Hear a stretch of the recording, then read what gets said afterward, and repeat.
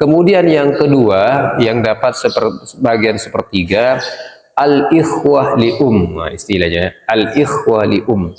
Apa yang dimaksud dengan al-ikhwah li'um? Saudara-saudara seibu, ya. Al-ikhwah li'um, saudara-saudara seibu.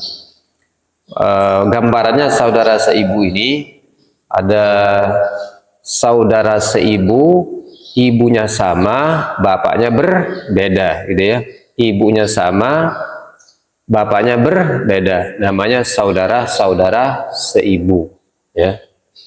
Misalnya ada seorang wanita menikah, punya anak, ya, menikah punya anak. Setelah punya anak, dia cerai atau suaminya meninggal, Berarti ketika cerai atau suaminya meninggal, maka ibu ini keadaannya sudah punya anak, ya, keadaannya sudah punya anak. Kemudian dia menikah lagi, setelah menikah punya anak dengan suami kedua. Maka ibu yang memiliki anak dengan suami pertama, kemudian ibu yang memiliki anak dengan suami yang kedua, maka anak-anaknya ini masuk kategori al-ikhwah li'ummin, saudara-saudara seibu. Beda bapak tapi ibunya sama. Ketika nanti saudara seibu ini salah satunya meninggal, gitu ya, misalnya anak dari suami yang pertama meninggal, kemudian dia memiliki saudara-saudara seibu, anak dari suami yang kedua, itu kategori saudara-saudara seibu. Karena yang meninggal ini punya saudara-saudara seibu, 2 atau lebih. Bapaknya beda, tapi ibunya sama. Memiliki beberapa saudara-saudara, 2 kah, 3 kah, 4 kah, terdiri dari laki-laki atau terdiri dari perempuan. Ketika meninggal, maka saudara-saudara yang seibu ini mendapatkan bagian 1/3, ya. Ini dalilnya terdapat di ayat yang ke-12. Itu ya, untuk ketentuan dulu untuk bagian saudara-saudara seibu. Syaratnya bagaimana untuk bisa dapat bagian 1/3? Tadi harus banyak saudara-saudara seibu itu.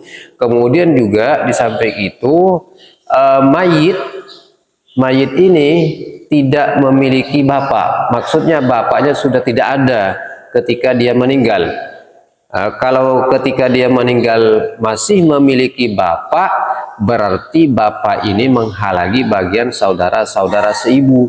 Karena yang paling berhak untuk mendapatkan harta waris bapaknya dulu, ya, Kalau tidak ada bapaknya, maka bisa saudara-saudara seibu ini mendapatkan bagian 1/3.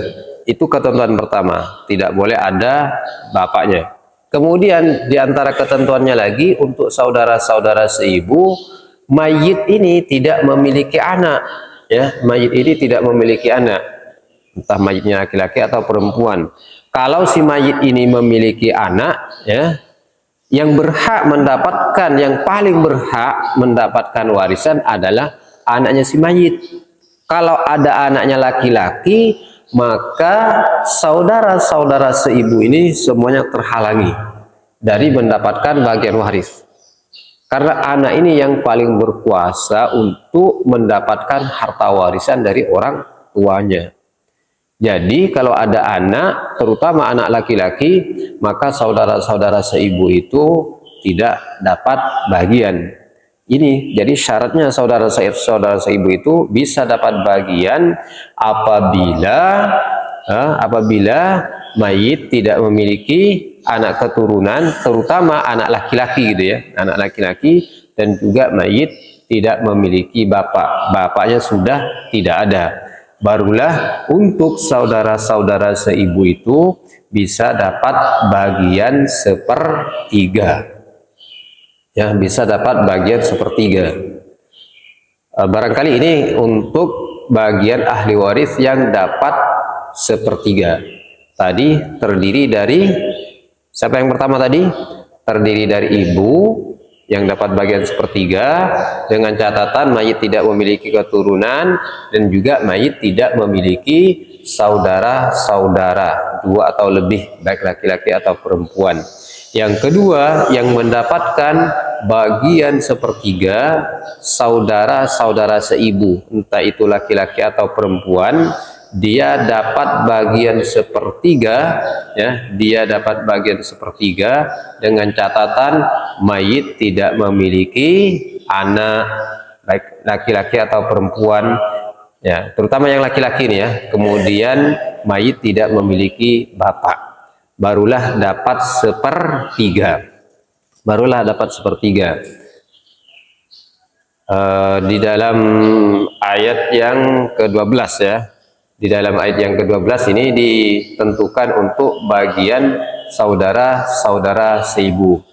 Wa in kana rajulun yurasu kalalatan aw imra'atun wa lahu akhun aw ukhtun falikulli wa lahu akhun aw ukhtum wa in kana rajulun yurasu kalalatan aw imra'atun wa lahu akhun aw ukhtun falikulli wahidin minhum as-sudus wa in kanu aktsara min dzalika fahum syuraka'u fi thuluts. Fahum syuraka'u fi thuluts.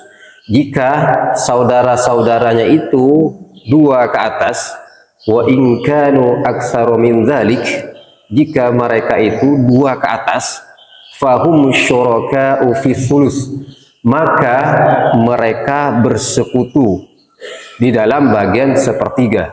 Fahum syuraka'u fi thuluts, mereka bersekutu dalam bagian sepertiga. Maksudnya bersekutu bagaimana? Untuk bagian sepertiga dari harta itu ya, kalau misalnya tadi hartanya 100 juta, didapat oleh saudara-saudara seibu itu sepertiganya. Katakanlah pendapatannya itu 30 juta, 3 ya, 30 juta, 3. Saudara-saudaranya terdiri dari 4 ya, saudara seibu atau 3. Fahum syuraka'u fi thuluts. Jadi yang 30,3 juta itu nanti dibagi rata kepada saudara-saudara seibu. Entah itu laki-laki atau perempuan, nanti harus dibagi semuanya, dibagi secara rata. Kalau misalnya 3, satunya laki-laki, satunya perempuan, satunya lagi laki-laki, berarti perempuannya 1, duanya laki-laki, maka masing-masing bisa mendapatkan berapa ini? Kalau hartanya 30 juta, 33 jutaan tadi, berarti masing-masing yang yang laki-laki dapat 10 juta, ya berarti 11 juta ya, 11 jutaan ya. Kemudian yang perempuan dapat 11 juta juga, yang laki-laki tadi yang ketiga juga dapat 11 juta. Kenapa sama?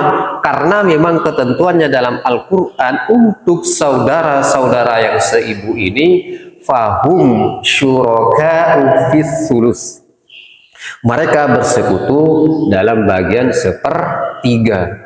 Kok tidak 1:2? Yang 1:2 itu bagiannya kalau terdiri dari laki-laki perempuan bersaudara itu, yang saudara kandung atau saudara sebapak.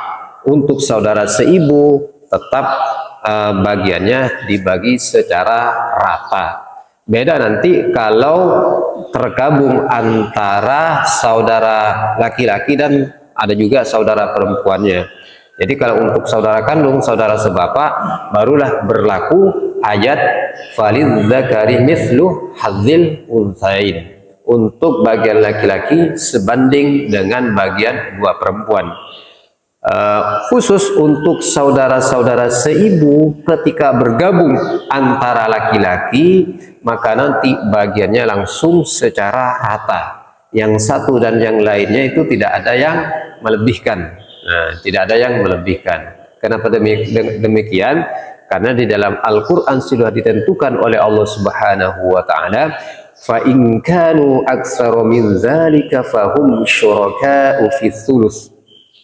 Jika mereka lebih ya dua ke atas, aktsara min dzalik, maka mereka bersekutu dalam bagian sepertiga. Karena yang disebut dengan bersekutu dengan bagian sepertiga itu dengan cara dibagi rata. Nah, seperti itu. Jadi ada dua yang mendapatkan bagian sepertiga dengan ketentuan ayat-ayat yang terdapat dalam Al-Quran. Barangkali ada pertanyaan sampai di sini.